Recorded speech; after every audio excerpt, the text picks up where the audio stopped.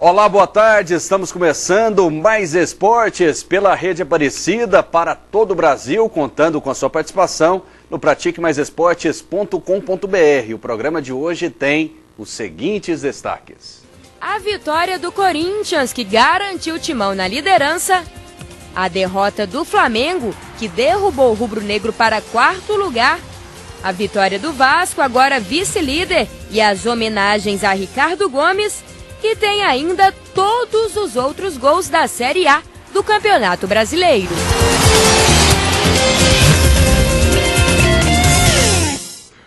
O Mais Esportes, que tem os melhores comentaristas do Brasil. Comigo, Larissa Rodrigues e André Isaac. Boa tarde, André. Boa tarde, Rafael. Larissa, um abraço para você ligado em todo o Brasil na TV Aparecida. Que você tenha uma boa quinta-feira, que hoje seja o primeiro dos melhores dias da sua vida.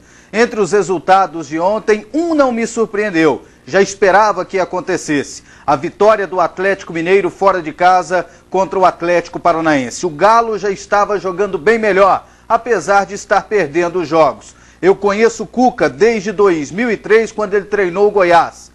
Ele é especialista em pegar times em situações ruins e reverter o quadro dentro do campeonato. E isso vai acontecer com o Galo. Estou dizendo hoje, o Atlético Mineiro não vai cair para a Série B. Vai escapar, vai permanecer na elite. Pronto, falei. Larissa Rodrigues, boa tarde, tudo bem? Tudo bem, Rafael? Boa tarde, André, boa tarde para todo mundo que assiste a gente em todo o Brasil. E hoje o Corinthians comemora 101 anos. E ontem, para a alegria da torcida, hoje, talvez se isso não tivesse acontecido e tivesse perdido a liderança, seria um dia triste. Mas para a alegria da torcida, o Corinthians voltou a demonstrar que pode ser sim campeão, que pode ser sim aquele Corinthians que a gente viu aí nas primeiras rodadas. Claro que ainda faltam algumas coisas, eu continuo ainda duvidando um pouco de poder do Corinthians, mas ontem ele conseguiu aproveitar a queda de rendimento das outras equipes que estão lá em cima. E vamos saber qual é a pergunta do dia no quadro Mais Quiz, que testa o conhecimento de você aí de casa e dos nossos comentaristas. A pergunta aqui na tela: quantas vezes Zidane foi eleito o melhor jogador do mundo? Vamos acompanhar as opções: 2, 1, 3, 4, nenhuma vez. Você sabe, André Isaac? Tenho ideia. Eu tenho uma ideia. Tem ideia, mas não tem convicção. Não tenho convicção, eu tenho uma ideia. A Larissa, como é a produtora do programa, não vale, ela já sabe a resposta. Eu colei. Tem que ficar quietinha, tem que ficar em silêncio, viu, Larissa? Eu colei, mas não vou dar nenhuma pista pro André, porque meu objetivo você sabe qual é, né? Corinthians bate Grêmio e segue na liderança. Enche a tela. No Pacaembu, ainda líder, mas bem pressionado, o Timão recebeu o Grêmio. O time gaúcho, animado depois de vencer o clássico contra o Inter, entrou cauteloso contra o líder. O Corinthians dominou todo o primeiro tempo, mas com certas dificuldades para chegar ao ataque. Até que aos 16 minutos, Emerson disputou a bola com Adilson e caiu na área. O árbitro marcou pênalti. Chicão bateu e fez 1-0. Os donos da casa ainda poderiam ter ampliado se não fosse Vitor nesse chute de Liedson. Com o passar do tempo, Júlio César também teve de trabalhar. Até que Douglas acertou uma linda cobrança de falta no ângulo direito e empatou a partida, 1-1. No segundo tempo, as coisas voltaram equilibradas, mas aos 19, Paulinho roubou a bola e disparou no canto esquerdo de Vitor, 2-1 Corinthians. 2 minutos depois, Ramon aproveitou a confusão na área e ainda fez o terceiro, 3-1. Parecia que seria fácil. Mas o Grêmio colocou fogo no final do jogo. As coisas pioraram para o Timão com a expulsão de Liedson. E aos 28, com um gol de cabeça de André Lima, 3-2. Virou drama com a expulsão de Ednilson. O Grêmio era só pressão, mas não tinha mais pernas, nem tempo para mais nada. Terminou assim, Corinthians 3, Grêmio 2. O Corinthians, seu André Isaac, tem que agradecer muito a arbitragem. Ou não, André? Não tem que agradecer, não. O Grêmio teve as oportunidades também para vencer o jogo. O árbitro André Luiz Castro foi rigoroso. Se ele fosse tendencioso, ele não teria expulsado o jogador do Corinthians por fazer cera. Então, até a gente ter a oportunidade aí de ver de novo o lance, existem reclamações dos dois lados, né? Do Grêmio pelo pênalti e também dos jogadores do Corinthians pelas expulsões. Então, a carga faltosa aí, ó, a chamada cama de gato. Nem então, em basquete isso é falta. Nem em basquete isso é falta. Se fosse falta no basquete, seria falta de ataque.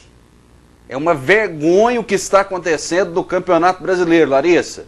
É muita reclamação por parte aí dos jogadores do Grêmio.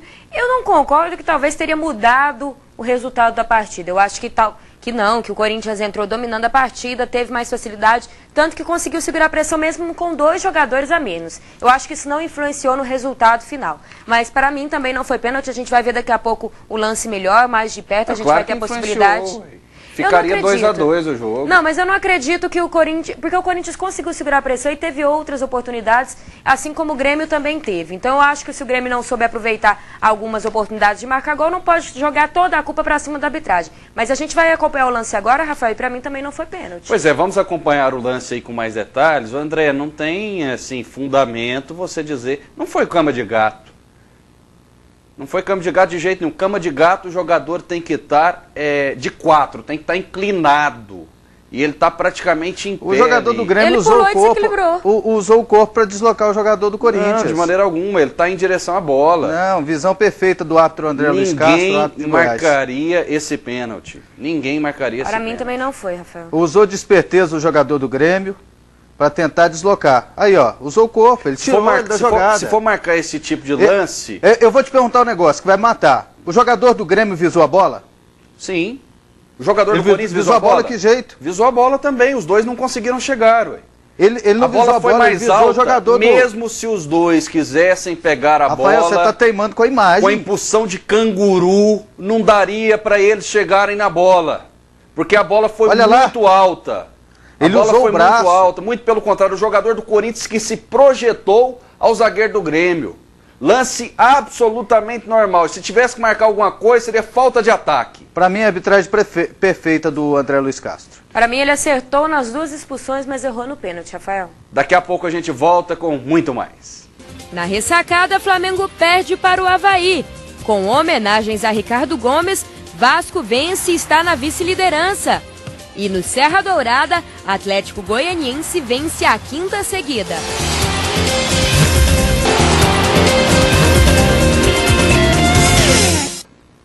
De volta com mais esportes, na ressacada, Flamengo perde para o Avaí. Nós vamos mostrar os gols daqui a pouco, o principal e o maior erro do Campeonato Brasileiro até agora. Acompanhe a vitória do Avaí aqui na tela. Na ressacada, o Avaí começou com tudo. Robinho, na sobra, chutou no canto esquerdo de Felipe. 1-0 Avaí. O empate do Flamengo também veio no primeiro tempo. Aos 36, ele, Ronaldinho Gaúcho, cobrou escanteio fechado. Felipe tentou salvar, mas espalmou para as redes. 1-1. No segundo tempo, dá-lhe Avaí. Robinho levantou, Lincoln subiu e acertou o canto direito. 2-1. Menos de 5 minutos depois, Rafael Coelho, que tinha acabado de entrar na partida, ganhou com facilidade de Angelim e bateu cruzado no canto direito. 3-1 Avaí. Aos 43, Jael achou Ronaldinho. O camisa 10 ainda empurrou para diminuir, mas já não dava mais tempo para reagir. Final, Avaí 3, Flamengo agora em quarto, 2. Larissa, há muitos anos eu não vejo um impedimento tão grotesco não marcado pela arbitragem. Prejudicou o Flamengo, Larissa? Prejudicou, e foi ele estava mais de 2 metros impedido. Então, às vezes, quando você vê um bandeirinha errar por poucos centímetros, você ainda dá um desconto, né? Claríssimo. Claríssimo. Não sei se foi falta de atenção do bandeirinha, o que ele estava fazendo na hora, não. Foi incompetência mesmo, porque é um lance fácil de se marcar. Olha a distância. Olha a distância. Não dá para entender realmente o que aconteceu, o que houve. Agora, perguntar para você, Larissa, qual erro foi mais clamoroso? Esse erro do impedimento ou aquele lance, aquele pênalti a favor do Corinthians? Não, com certeza esse. O do pênalti a gente viu replays e tudo. À primeira vista dá a impressão de que realmente o jogador do Grêmio tenta fazer alguma coisa para derrubar o jogador do Corinthians. Agora esse foi claro. E sem contar que às vezes o juiz está em alguma posição que que outro jogador tampa a visão dele, alguma coisa assim. Agora o bandeirinha, onde ele estava de frente para o jogador do Avaí, para perceber se estava ou não impedido. Eu não sei o que estava fazendo o bandeirinha nessa hora não, Rafael. Mas isso também não podemos tirar o mérito da vitória do Avaí. O Avaí melhorou nesses 2 últimos jogos, no jogo contra o Figueirense e nesse jogo contra o Flamengo.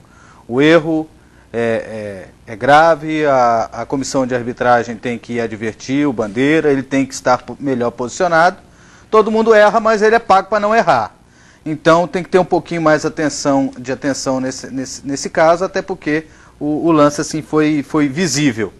Mas o Avaí consegue mais uma vitória expressiva no campeonato. Ganhou do líder Corinthians, ganhou do então vice-líder, que era o Flamengo, agora caiu para a 4ª posição. Então consegue alguns resultados expressivos. O que o Avaí precisa é ganhar pontos dos pequenos, né, dos seus concorrentes, para ter uma situação mais tranquila no campeonato. Desculpa, Rafael, e aconteceu 2 coisas inéditas aí nessa partida. Pela primeira vez o Flamengo, esse ano, durante o Campeonato Brasileiro, perdeu fora de casa, havia perdido mais dentro de casa, e pela primeira vez também o Avaí sai da zona de rebaixamento. Com homenagens a Ricardo Gomes, Vasco vence o Ceará. Enche a tela. No estádio Serra Dourada, o Atlético Goianiense, depois de 4 vitórias seguidas, entrou embalado em campo e recebeu o Coritiba. Aos 33 do primeiro tempo, Rafael Cruz sofreu pênalti, o goleiro Márcio bateu e fez 1-0 Atlético. No segundo tempo, bate-rebate na área e a bola entrou, 2-0 Atlético. Anderson Aquino, aos 40, fez o gol do Coritiba e colocou fogo no jogo, 2-1. O Coritiba seguiu pressionando, mas o Atlético aproveitou o contra-ataque e Anselmo, aos 48, esperto, driblou o goleiro e fez 3-1, fechando o placar. Final, Atlético Goianiense na 5ª vitória seguida, 3, Coritiba 1. Em São Januário, os jogadores do Vasco fizeram uma oração antes da partida pela recuperação do técnico Ricardo Gomes. O adversário da noite era o Ceará e Elton, aos 6 minutos, abriu o placar para os donos da casa, 1-0 Vasco. Éder Luiz, aos 16, empatou, 1-1. Washington ainda descontou para o Ceará, 2-1. Mas Elton fez o segundo dele e o terceiro do Vasco. Final, Vasco 3, Ceará 1. André, o Vasco tá com cara, jeito e andado, como você costuma dizer, de campeão? Que vai brigar pelo título, tá com cara, jeito e andado. É hoje o time do futebol brasileiro, ao lado do Botafogo, que estão jogando futebol mais bonito.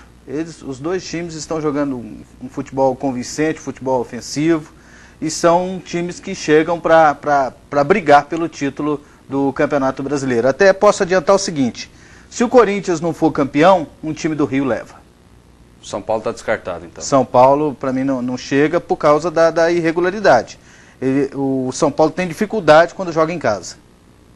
O Vasco ontem, o pessoal ainda brincou que o combustível era a corrente de energia positiva para o Ricardo Gomes. Já entrou, eles disseram que o resultado do jogo era o que menos importava, que era tudo que eles estavam fazendo em campo era para o Ricardo Gomes, em prol do treinador, mas entraram realmente animados, atacando o tempo todo, praticamente todo o primeiro tempo a bola rondava ali a área adversária e ainda perdeu algumas oportunidades. Mas não tirando só esse jogo como base, mas a sequência do Vasco no campeonato tem sido uma sequência muito boa. O Vasco é um time ajeitadinho e, para mim, termina entre pelo menos os 3 primeiros do campeonato. Agora o Atlético Goianiense, que campanha, que sequência, já são 5 vitórias consecutivas e vitórias convincentes. Impressionante o que faz o Dragão de Goiás, Larissa. E ontem foi, dessas 5 vitórias, eu acredito que foi a partida que o Atlético teve mais dificuldade. O Coritiba estava muito bem armado ali, o técnico até tirou um meia, preferiu colocar um volante.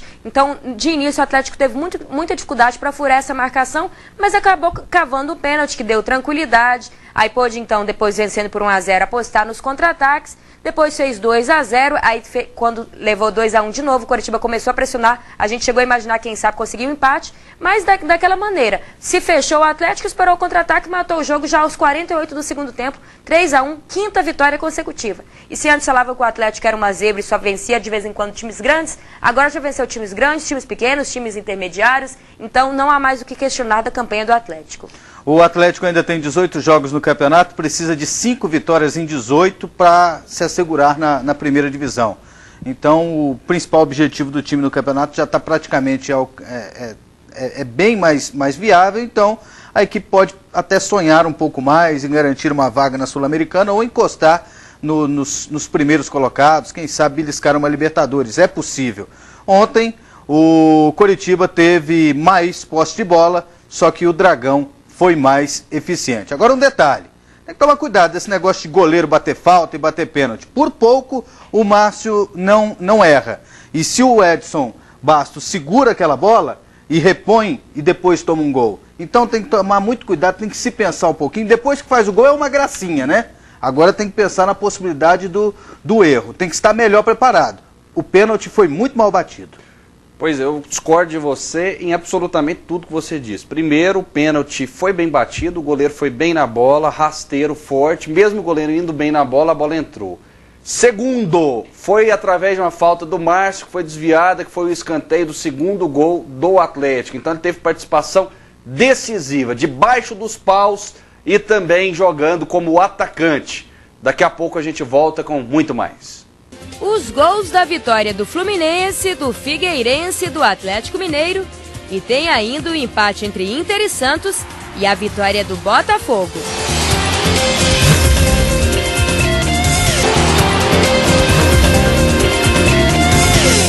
De volta com mais esportes e com uma chuva de gols no Campeonato Brasileiro. Enche a tela pra gente. Na Arena da Baixada, o Atlético Paranaense recebeu o Atlético Mineiro. Mancini, de pênalti, foi o autor do gol da vitória dos mineiros. Final, Atlético Paranaense 0, Atlético Mineiro 1. Em Minas Gerais, o Cruzeiro recebeu o Figueirense. Júlio César abriu o placar para os visitantes, 1-0. Elias fez o segundo, 2-0. Charles descontou, 2-1. Mas Wellington Ney ampliou, 3-1 Figueirense. E Júlio César fez mais um, 4-1. Charles ainda descontou, mas terminou assim, Cruzeiro 2, Figueirense 4. O São Paulo no Morumbi recebeu o Fluminense. Lanzini abriu o placar para o tricolor carioca, 1-0 Flu. Rafael Sobis ampliou, 2-0. E Rogério Ceni de pênalti descontou, final São Paulo 1, Fluminense 2. O André Isaac tem mais ou menos a mentalidade do Mário Sérgio. Quando o Mário Sérgio foi técnico do São Paulo, ele proibiu o Rogério Ceni de bater pênalti. E desde então ele fez mais de 100 gols com a camisa do São Paulo. Você emitiu a opinião e depois foi pro intervalo, você não me deixou. Estou te dando oportunidade, estou dando oportunidade para você se redimir. O que eu disse é o seguinte: você teve tempo para pensar. O Márcio é um dos melhores goleiros do futebol brasileiro, mas na cobrança de pênalti não é porque fez o gol que a gente não deixa de alertar, para treinar mais, para se aprimorar mais. Ele é um exímio cobrador de faltas. Depois do Rogério Ceni no Brasil, é o Márcio. Só que tem que ter um pouco mais de cuidado na hora de bater o pênalti. Por exemplo, aquele lá, na minha opinião, foi mal batido, tanto é que o goleiro quase o pegou. Então, pode se bater a meia altura, no canto, de uma forma mais segura. Porque... Você nunca bateu um pênalti na vida, André? Eu não sou jogador de futebol, Nem precisa, né, André? Não sou jogador, mas eu sei, como comentarista, eu posso expressar minha opinião de como eu acho que uma cobrança deve ser feita. Então o que eu estou dizendo é o seguinte, que a cobrança não foi bem feita. E ele, pelo que eu conheço, até eu conheço pessoalmente, ele também tem essa autocrítica e ele treina bastante, ele não vai bater por acaso falta e pênalti, então ele também tem a ciência disso. E o São Paulo, falando um pouquinho do jogo do São Paulo, que dentro do Morumbi parece que as coisas não funcionam mais, né, Rafael? Voltou a negar fogo aí dentro de casa, já é a terceira derrota dentro de casa, e o Fluminense mereceu plenamente a vitória. Não foi uma vitória conquistada por acaso, deu um banho no São Paulo, taticamente muito bem armado, jogadores muito dispostos, e já tinha 3 partidas que o Fluminense não vencia. Então aí tá na hora de abrir o olho aí o pessoal do São Paulo, que agora caiu para quinto. Continua aí até então com a vaga garantida na Libertadores, porque o Vasco já tem essa vaga, né? Mas cair para quinto lugar o São Paulo.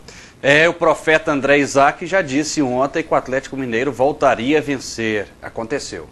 Voltou a vencer, já vinha jogando bem algumas partidas e essa vitória estava madurando. E o Cuca vai recuperar esse time. Em jogo de 6 gols, o Internacional, que vencia por 3-0, cedeu empate para o Santos, em Chatela. O Botafogo recebeu o Palmeiras. E Herrera de cabeça abriu o placar já aos 3 minutos de jogo. 1-0 Bota. Gustavo ampliou 2-0. Maxwell fez o terceiro. 3-0 Botafogo. No finalzinho do jogo, de falta, como sempre, Marcos Assunção fez o de honra do Palmeiras. Final Botafogo 3, Palmeiras 1. Em Beira-Rio, Internacional e Santos. Jogo de muitos gols. Vamos lá. Bolívar abriu o placar para o Inter. 1-0. Leandro Damião fez o segundo, 2-0. Oscar de pênalti ampliou, 3-0. Aí foi a hora do Santos reagir. Borges de cabeça fez o primeiro do Santos, Allan Kardec deixou 3-2 e Borges empatou a partida. E terminou assim, Inter 3, Santos também 3. Que oportunidade perdeu o Inter, hein? Na casa do Leandro Damião foi o Borges que fez a festa, né? Porque ele fez 2 gols e deu passe para outro. Larissa, e o Botafogo arrebentando? Arrebentando, o Botafogo aí subindo cada vez mais. Se nas primeiras partidas a gente não dava, nas primeiras rodadas a gente não dava moral nem pro Vasco, o Botafogo começou a despontar e agora o Botafogo, para mim, termina no G4. Pois é, vamos ver a classificação. Lembrando que hoje tem Bahia e América Mineiro fechando a rodada.